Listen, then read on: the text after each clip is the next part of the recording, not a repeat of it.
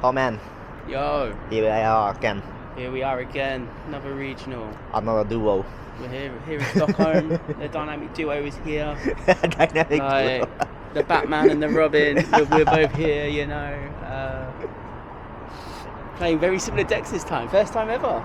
Yeah. First time ever. But are we gonna talk about how I fucking fuck up? How you misplay all the time? Yeah, you do. You misplay all the time.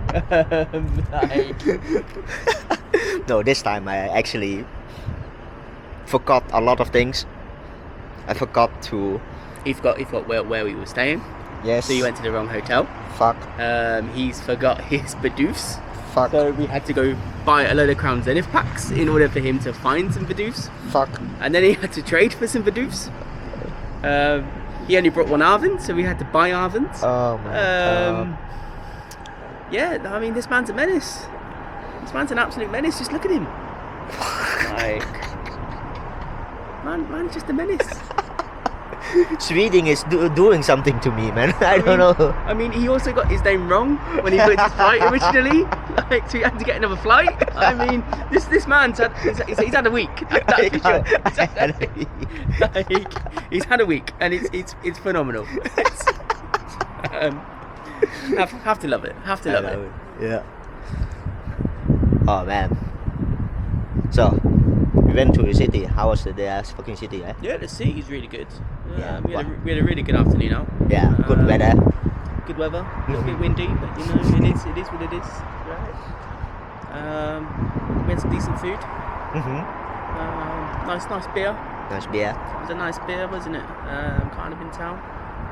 Lovely little seat to walk around. That is for sure. We're all now set for day one. Day one. Hoping to bring people to the future. Yeah, hoping for the stream. Eh? Hoping for a stream match. You know, hoping after a deep day 2 run in Orlando. I'm kind of hoping I'm on the radar now. Yeah. But yeah, it'll all be good. Is this a big one?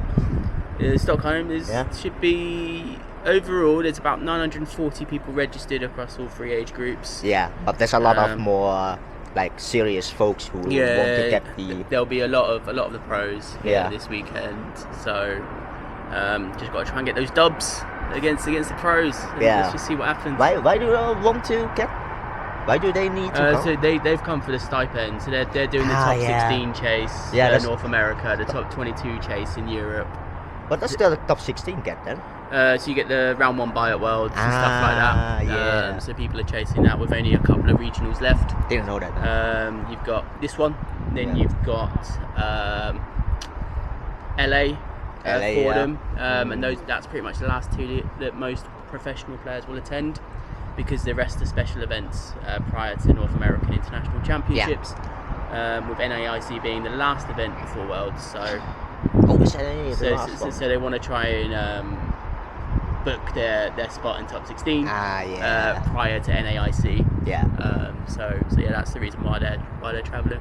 Yeah, probably NAIC is pretty much stacked, and this one is like the least people too. Yeah, but I think this one is gonna be much harder because it's gonna be a harder regional.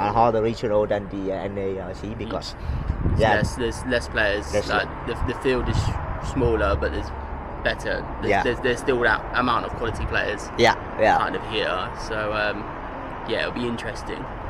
Brother, if I make day 2 with this kind of people. I mean, if you make day 2 with those types of misplays, I'll be impressed. I'll be impressed. Although, to be fair, with your luck, you probably deserve it. You deserve it, right? Probably scatterbraining. Exactly. But yeah, we're all set. Yeah. My deck list is submitted. He's not done his yet, but I'm finalizing it. We should probably go do that. Yeah. See you on a day 1. So here we are in Stockholm. Night before the regionals. Been testing with my friend on what to play kind of tomorrow, and decided to run it back with Future Box after my run at Orlando Regionals a couple of weeks ago, where I finished 73rd after a very poor start. So kind of with Orlando, I'll be honest, decided on the deck at quarter past 7 on the Saturday morning, which is mental when you kind of sit there and you think about it, considering everyone tells you to kind of practice with the deck you want to use for weeks in advance. But sometimes just got to go with your gut feel on what you think might be the right call. The reason for the call was more to do with kind of the speed of the deck, kind of some of the matchups I was expecting at the tournament, things such as Lugia, as Charizard, things that take a couple of turns potentially to get set up, whereas you can kind of start swinging with an Iron Hands from turn 2 if things kind of go well. And when you incorporate something such as Iron Leaves into the deck for the Charizard matchup, you can kind of equate for about 35%, 40% of the meta, which I was expecting at Orlando. I think it ended up being something like 34 when you put the two decks together. But it ran quite smoothly.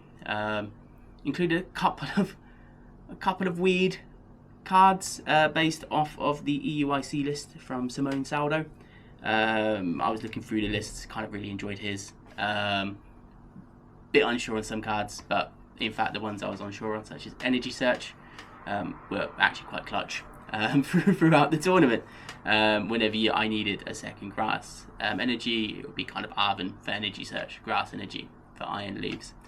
As I mentioned, the kind of tournament started off quite poorly. I tied round 1 against Charizard, and then lost rounds 2 and 3 to Charizard and to Lugia, which, as I mentioned, were matchups that I was kind of expecting to see, and was kind of hoping to perform well against. But I think I was still learning the deck at that particular time, purely because, as I mentioned, no play testing, made the deck list at 7:15, submitted it. So yeah, very much one of those. And then from there, things just started to click. Kind of got more into the idea of what the board should look like in each matchup, and went 6-0 for the rest of day 1 to make day 2, coming across kind of a mirror match, some Lustina, some more Charizard, and some more Lugias. So yeah, kind of a really good matchups. Day 2 started off against Lugia, and was pretty much done within about 15 minutes. The deck just does what it should do, and then after that played Azul, Garcia, Grego, in fact some very tight games, where I lost to him because of a top deck Roxanne off of, well, his last card being Roxanne off of his Greninja, but very good games. Throughout the rest of the tournament, the next 4 rounds, I lost the following round to Duns and Dragons, so kind of the Roaring Moon Dunsparce deck. It's just a very bad matchup overall. Didn't really see much of kind of Ancient Box. Roaring Moon played one in day 1, which I beat, but it's just a bad matchup overall. And then won the remaining 3 against kind of Charizard, Lugia, and Gardevoir. Which kind of leads to where we are now, kind of here in Stockholm, and the expectation of the meta to be kind of similar, with quite a lot of Charizard still. I know Dialga has won the most recent regional, kind of in Indy, and whilst I expect some Dialga, I'm still expecting Charizard to be the major meta play, which again, with the right setup and a quick setup, it's a very good matchup. But we shall see. We shall really see what kind of happens over the next day or so. Paul, mate, you dress like a 90s kid. How are you feeling? Yeah, feeling like a 90s kid. Yeah, no, we're all good, all set. Deck list submitted. Just need to make sure, just double check that it's the right list. Waiting for breakfast. And we'll see how the hands run. In more ways than one, I guess.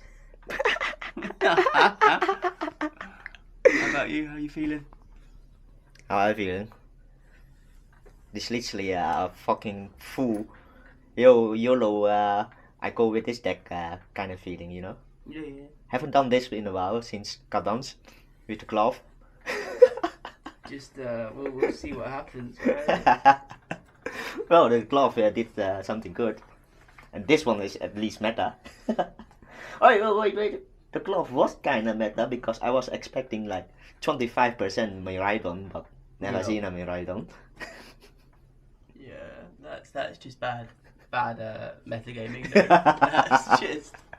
that's just bad metagaming for sure.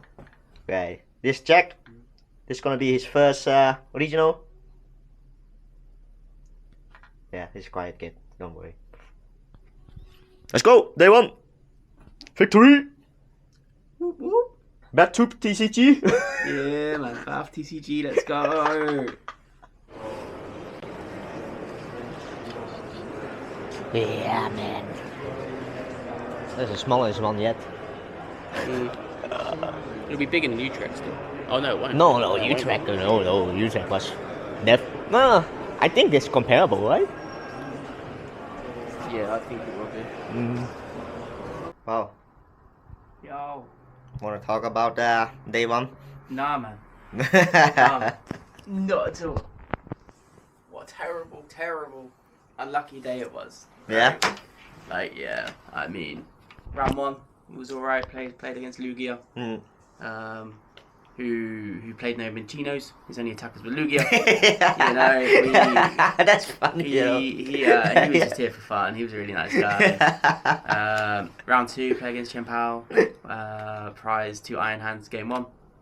You know, we do what we do. Lose that one. Just unfortunate prizing. Game 2, I have 10 cards left in deck. I research. Prime Catcher gets me game.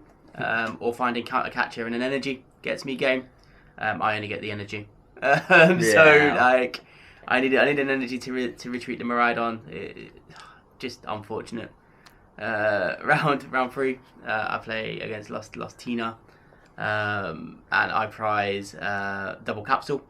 Game 2, and lose because I need a capsule for the damage modification. So that's unfortunate. And then round 4, we play against Lost Box. Lost Box, yeah. And yeah, it's one of those again of some really unfortunate prizing. Prime Catcher, prizing a hand. You know, it's just unfortunate. So we tied out one. So we're 1-1-2 going into round 5. Round 5 played Dialga. Lose game 1.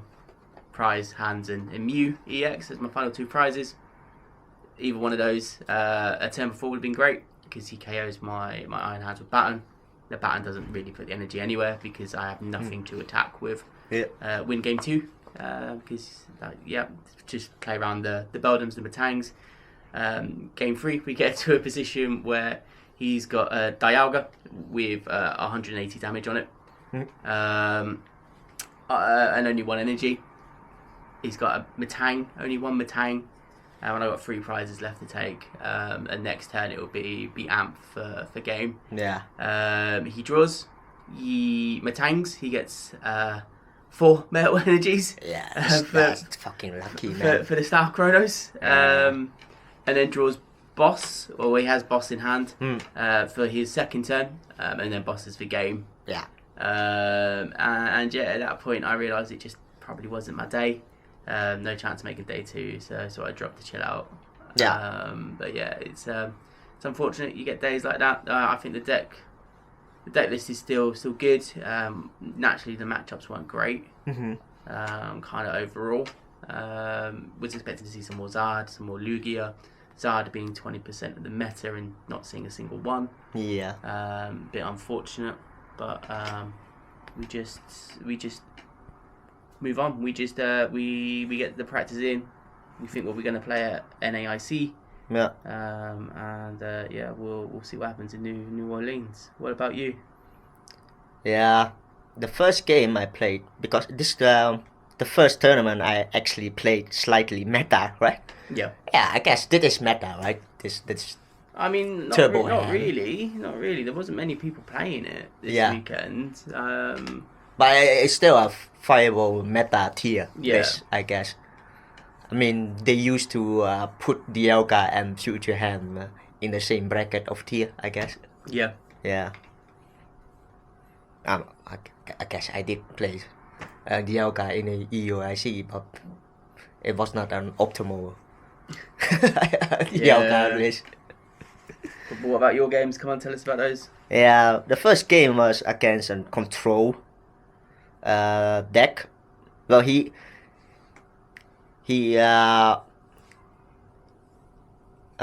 started with a sand shrew, and I was like, what kind of deck was starting a sand shrew? So did you not think it was control the minis? No, yeah. No. I thought it was like a counter tech for a lot of decks, you know. Yep. But after he put down a PG and a Mimikyu, and I was immediately like, okay, I'm playing against a control. Never played against a control before, so I used that first game to actually learn about the matchup. As I go on, I think he obviously knew I couldn't win, but he's still waiting for me to say, yeah, I'm gonna scoop. But I didn't scoop. I kept dragging it on just to see how he's gonna deal with his all his option to get the the final win. As I kept on, and it's only been like 30 minutes, 35 minutes in, he's starting to lose his cool, you know. Like, yeah, you only have two Pokemon in your hand. Just play your what's it called? Your turn. I said, yeah, you can call a judge on head, because I was just thinking what I'm going to put my future booster energy capsule on it. Yep. So I kept going on until I decked out. Yeah. At that point, I pretty much learned, at least I hope I learned, pretty much all about that deck and what it could do. The second game came in 5 minutes before time. Got one Mimikyu KO'd because I went full steam. Yep. Time was go, 2 turns. Knocked another Ditto with to get 2 prize, and he had a pitch off. Yep. So my only line was either get a boss or prime catcher, which I didn't have boss on hand. Try to thin out all the deck as much as possible. Professor's research it, didn't find any hand. It was a tie on that match, and then he won. Yeah. The second game was a mirror match, which I obviously played against Bo a lot. So we did some testing on a hotel room, so I was like, okay, this is gonna be easy clapping. So pretty much what Paul did to win against me, I did against him. That's fair.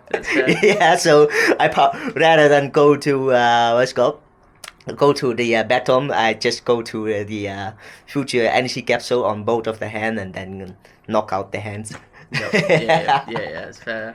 Yeah. Get an arm press in. Get the amp in right after. Yeah. But he did play one spicy card with it. Is the Iron Boulder. Oh, okay. Yeah. Yeah. So I respected that, and he played 2 more leaves. I guess it was more like a future box rather than hands. But it's still pretty much turbo the hand. The third game was against a Charizard. The first game I pretty much power up my hand in the first turn with 2 generator. I went first. The second turn came in, I knock out the Charmander for 2 prizes. Yep. And then go in, powered up another hands, and pretty much he scooped because he's like, yeah, I'm not gonna catch this up. The second game, I pretty much bricked. My Iron Crown got stuck in the active for a very long time, and at that point he had a Charizard. He knocked Crown. The second turn he pitch chopped for what's it called, boss order, and then he bossed another Crown, and then there was 2 prizes, and I still haven't taken any prize. And I scooped it after that point because the prize race was already over. So somehow that game got stuck into my mind, went into the third game, because I could have done the similar setup, but I didn't. I got punished for that because I got 2 Techno Radar into my hand, and I want to set up the whole board with the Iron Crown to do damage. Had I had the damage, I would have won the game. Yeah. And at that point, I was already like 2 lost in. So the 4th game was against an let's see, Arceus Pau, Arceus Tina. Don't know how you win that. Or very hard matchup. Lot of HP. I think the obvious answer to that is softening up, but somehow it's so fucking fast. The first turn, he double turbo, and then he powered up pretty much. By the second turn, he powered up like Tina and 2 Arceus, and he ran away with that. And I softened up one of his Arceus, but he used the Sharon. It's called Sharon. Sharon, yeah. Yeah, where we put all the normal Pokemon back into it, and I scooped at that game. The second game, pretty much the same story. Yeah, had a bad deck check on that game though, so a random deck check. At that point, it was pretty much over for day 2 competition, because you don't want 3 losses. 5th game was a no-show, and the 6th game was against Xianbao.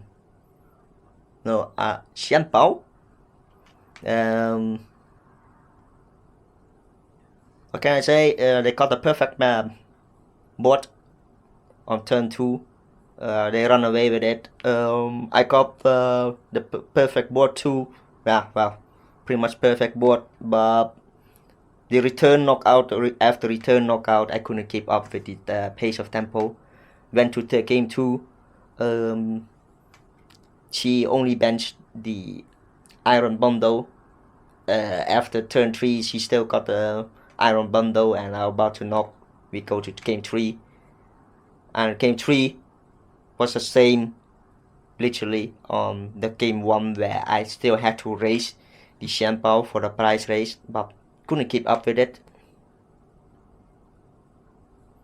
Yeah, the Xianbao being fucking crazy this tournament. Then game 7. Yeah, 7 was it? 7 was against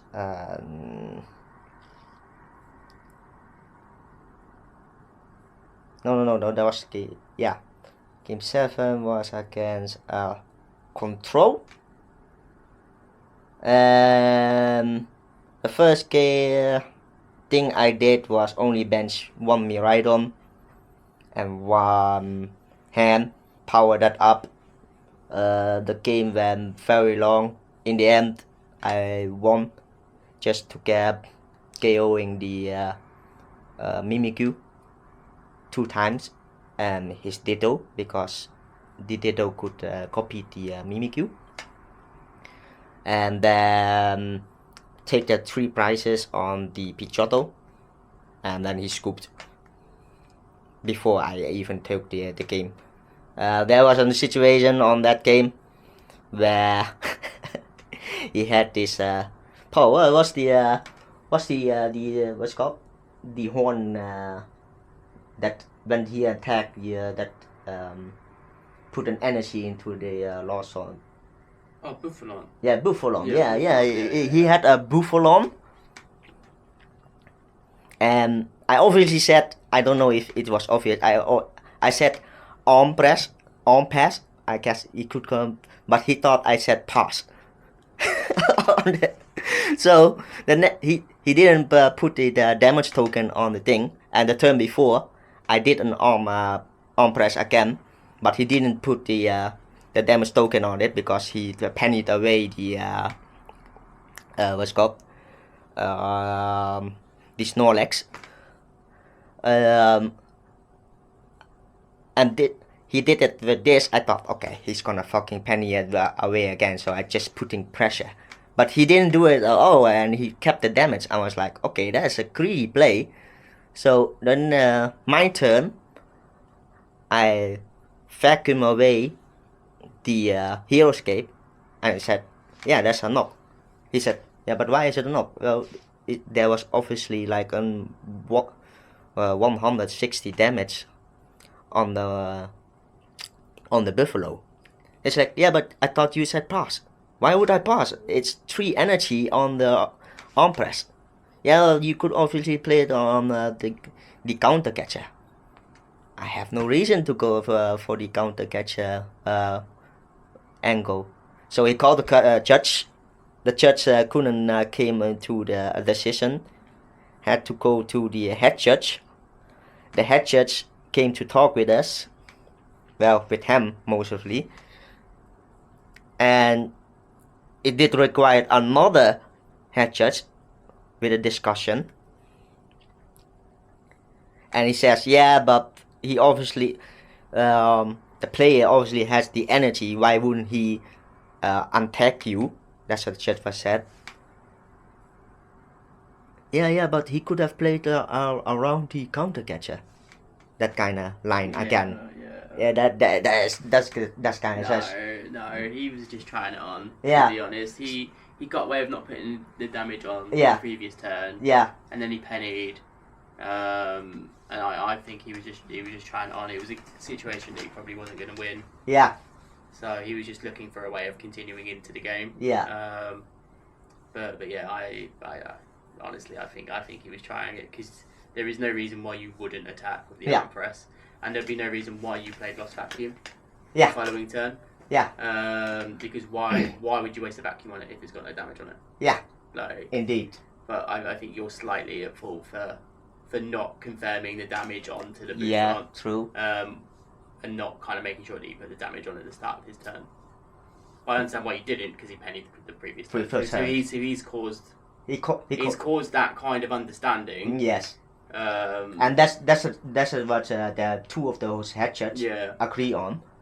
So their decision was like, yeah, either you restored the whole situation before that, but there was a lot of a lot of action was taking up pace already because it's control. They're gonna search. Play. We are not going to remember all that action. No, yeah, exactly. So I think ultimately he was trying it on. Yeah. Like. Yeah, he appealed it. So yeah. I mean, so I was like, yeah, I have game on my hand anyway. Yeah. So I'm not gonna take another 20 minutes of sitting with this. We got a 20-minute time extension on that. That's 20 minutes for that. Jesus, yeah, man, that's a long time. Yeah, we got a 20-minute time extension. That's why we were still playing while you came around. I came around and I was like, why are you still playing? Yeah.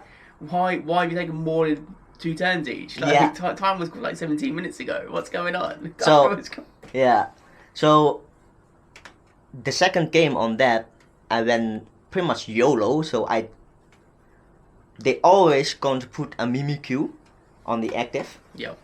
So I went Miraidon on the first turn. I put the energy booster on it. I bench 3 Iron Crown and a hand. I electric generated the hand to 3 energy. And I knocked the Mimikyu. Try to Professor Research out to get more hands. Had 2 offense. I thought, yeah, I have game. Yeah. So I was waiting for him to put out the Pidgeotto to evolve to give him the false the false security because he's not gonna play an Eerie when his board is not setting up. No. right? So he put the Pidgeot on the board.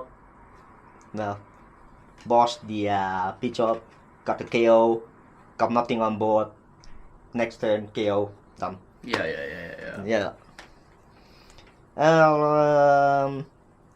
That was game 7. Game 8 was... I don't remember, man. Game 8...